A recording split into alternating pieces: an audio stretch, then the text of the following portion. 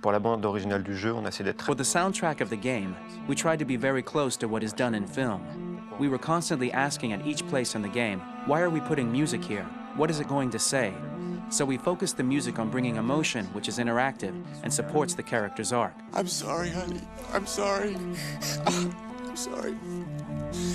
You know I love you, don't you? You know I love you. We make games that are very narrative. We're really into interactive drama, so the soundtrack also had to go in that direction, supporting the three characters' very different stories. We really wanted three colors, three musical sound identities, and from there, having three composers made sense, since the story of Kara, Marcus, and Connor are all completely different.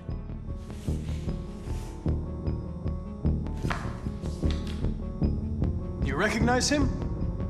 It's Carlos Ortiz. For Connor, we wanted a soundtrack that could be very cold and very mechanical, very machine-esque somehow. For Kara, we wanted a soundtrack that would be very moving and emotional. It was about the quest for identity, but it was also a journey about love and empathy.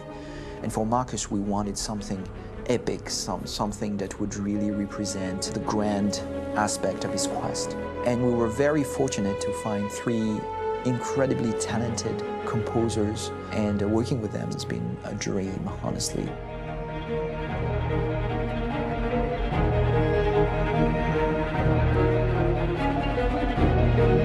My name's Philip Shepherd, and I'm a composer and a cellist and a producer. And today we're at Abbey Road Studio One, which is my favourite studio in the world. And today we're recording the soundtrack for Kara from Become Human.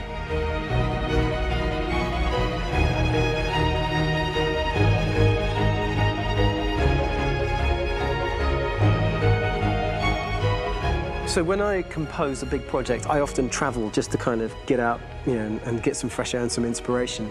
And I go hiking and traveling in Montana a lot. I had a log fire in the room that I was staying in, and the flames were kind of making absolutely direct music. And it became the basis for Kara's theme, and it sounds something like this.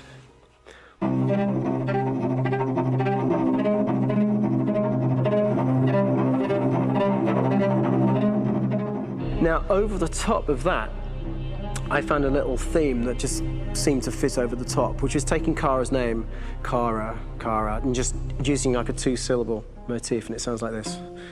We're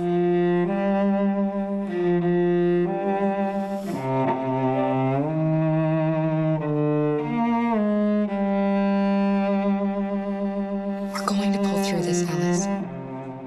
As long as we're together, nothing can hurt us.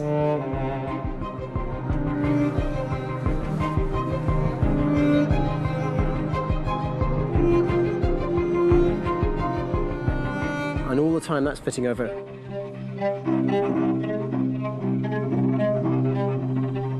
So it kind of works in lots of levels. And in fact, every single theme in the score has one of those elements built into it, and it becomes sort of the DNA of every single tune.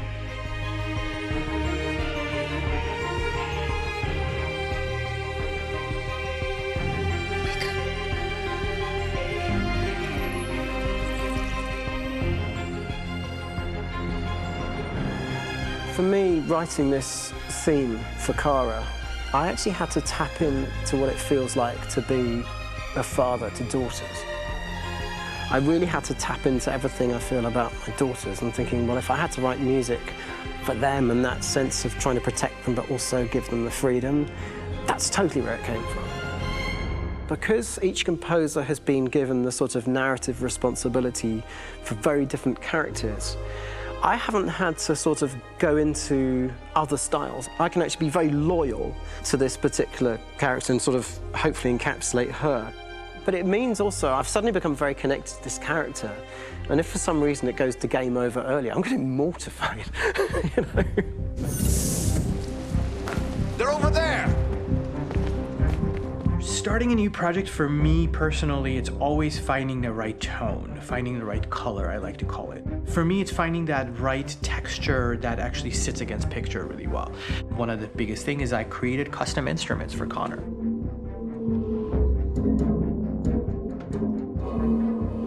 I pulled out all my vintage synthesizers to be able to capture this robotic person, if you will. My approach to all of these custom instruments is that I hear the sound in my head. And either I could just come into the piano and just be like, all right, so I'm gonna just get on the computer and just create it. I rather be able to play these instruments physically. Oh, that's nice. You can do that.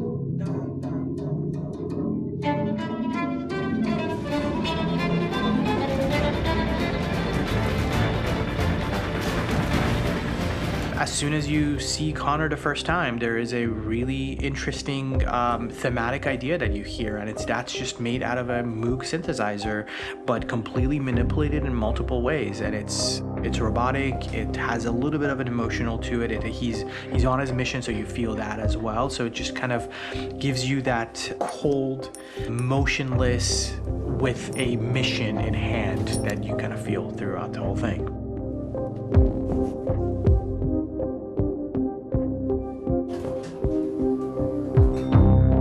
Because the music evolved, one of the things that I was very weary and I was very kind of focused on was the way that the music has to evolve.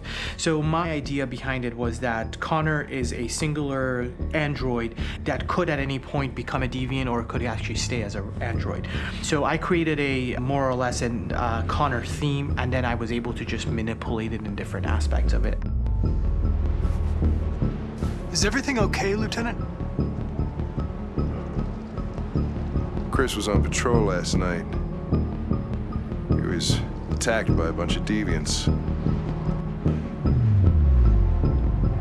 I'm a human being writing for a robot, and throughout Connor's journey, he meets someone, he meets a partner. So how do you deal with a robot feeling? And I've met a partner that I'm gonna work with, or all of a sudden he sees a dead body. Does this robot have an imagination? Does this robot have a feeling? And if yes, how do you translate that into non-emotional music?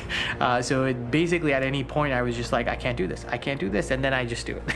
Property was damaged and fires continue to rage in several major districts across the city. Some people are asking, have androids become a threat to our security?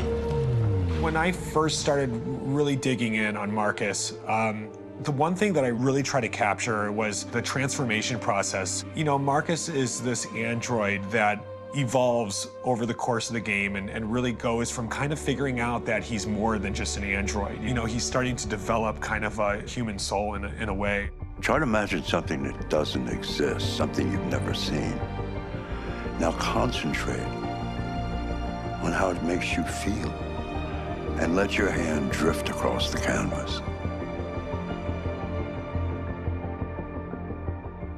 The other side of Marcus that I really latched onto was that he almost became a savior for a lot of the other androids in the game. So when I started developing the theme for Marcus, I really made it like a church hymn.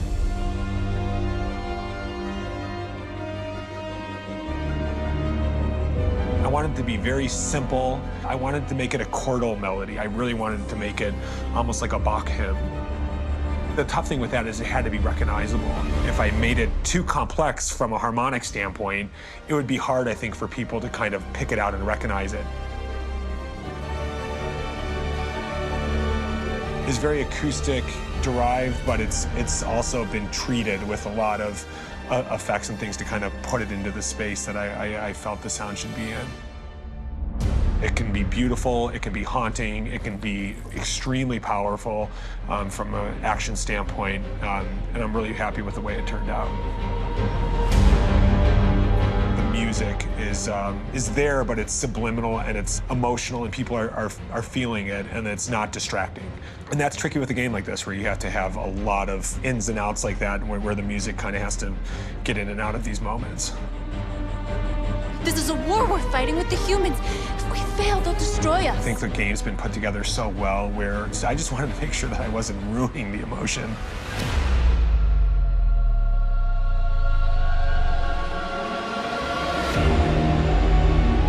I gotta be honest, when we first started on this path, I said, oh man, this could be pretty messy, you know? I mean, it could feel disconnected, but I mean, it's amazing how they really guided us and got us to really kind of all be in the same world, but at the same time feeling completely different. So it's really gonna stand out and kind of be one of those games where people are really gonna notice the music and kind of how it was crafted and, you know, and all the hard work that went into being able to pull it off in a graceful way.